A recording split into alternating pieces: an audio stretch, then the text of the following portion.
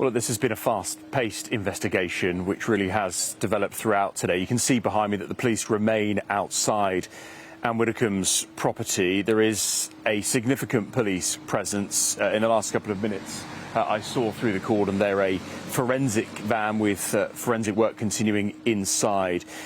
As I say, it has developed quickly throughout the day. We started this morning, of course, learning of the sad news of the death of Anne Widdecombe, and tributes pouring in from across the political and entertainment spectrum throughout the day. It was around about 3 o'clock that we got wind here at Sky News that there was to be a press conference this afternoon. Very little detail initially revealed by Devon and Cornwall Police as to exactly what that was about. That was due to take place at 4:30, and as you'll know, that was delayed by well over an hour. It's our understanding that during that time, the information from the town of Newton Abbot, which is only around 10 or so miles away from here, where the arrest was made of the suspect in this murder investigation was made, and I think that is in part the reason for the delay in that press conference that we just heard from there from Devon and Cornwall Police. As you can see behind me at the moment, police continuing to have the tape up here, and this is going to be clearly here for some time as that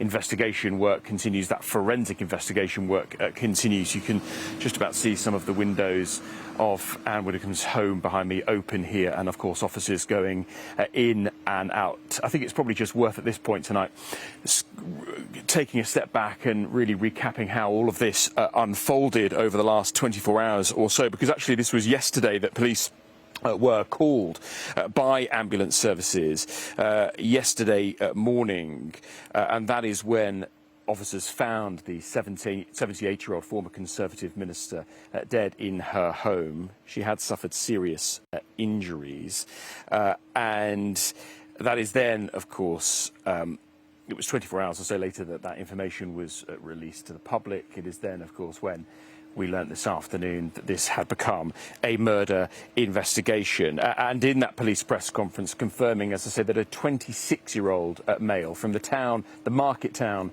of Newton Abbot, really the sort of largest large town closest to Dartmoor here, was arrested, a white British national arrested on suspicion of murder. We heard our colleagues from Sky News there asking police whether or not they believe this investigation, this murder, may well have been politically motivated. No information, police say, at the moment, which leads them to believe that it was politically motivated. We do know that Devon and Cornwall Police at some stage consulted their counterparts within the counter-terrorism operation, but confirmed that at the moment this is not being treated as terrorism.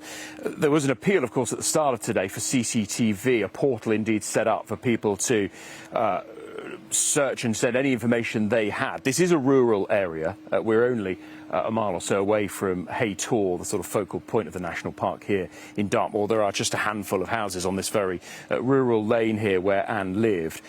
So there wouldn't have been many people, of course, who were around to witness what unfolded. But, of course, it would have been unusual to see anything out of the ordinary. So they put that appeal out, and then it was only a matter of hours later, clearly fast-paced developments by officers 10 miles away in Newton Abbot, which led to that arrest. And it has had an impact locally. We've only been here for sort of 20 minutes or so, but speaking to some of the people in properties, the handful of properties that face onto Anne Widdecombe's home here, they have spoken of their shock, saying how shocking it is that an elderly woman who has served politically for most of her life and has seen her life end in such a tragic way. Of course, Anne Widdecombe appeared on television just the day before her death. She was speaking on Talk TV just 24 hours or so before this unfolded. You know, no details at the minute to the injuries that she sustained and the circumstances. Members of the press are asking whether or not this was perhaps a burglary that went wrong. Those details will, of course, emerge as the investigation continues at her pace. There has, as you've been touching on and as we've been reporting on throughout the night, reaction coming from all political sides. It was her management this morning initially, before, of course, we knew this was a murder investigation, who released the information. They have since said that they are absolutely devastated by the update, and the Prime Minister saying as well tonight that we must rise above any political differences, of course. At the moment, no evidence to suggest that this was politically motivated, but what will be happening now, they will be questioning that 26-year-old white national who was arrested in the town 10 miles or so away. And here on the ground, the forensic investigation continues apace.